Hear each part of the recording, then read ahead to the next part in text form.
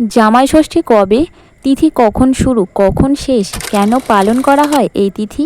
একদিকে যেমন মা ষষ্ঠীর পূজা দিয়ে সন্তান সুখ কামনা করা হয়, অন্যদিকে জামাইকে আদর আপ্যায়ন এবং উপহার দেওয়ার মাধ্যমে মেয়ের শ্বশুরবাড়িতে মেয়ের গুরুত্ব বৃদ্ধি করা হয়।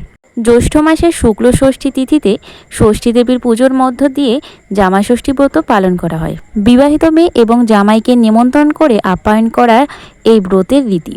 আদরি কন্যা সুখী দাম্পত্য জীবনের কামনার উদ্দেশ্যে পালনীয় ব্রত হলো জামাই ষষ্ঠী। শাশুড়িরা তাদের জামাইয়ের কপালে মা ষষ্ঠীর ফোঁটা দেন। এই ব্রত পালনের মধ্য দিয়ে হিন্দু সংস্কার এবং সামাজিকতা উভয় পালন করা হয়। জামাইয়ের হাতে হলুদ সুতো বেঁধে জামাইয়ের ঐশ্বর্য এবং মান যশ বৃদ্ধি করার কামনা করা হয়। তবে জেনে নেওয়া যাক আমাদের 2025 সালে জামাই ষষ্ঠী কবে। আগামী 1 জুন বাংলার 17 আষাঢ় রবিবার জামাই ষষ্ঠী পড়বে।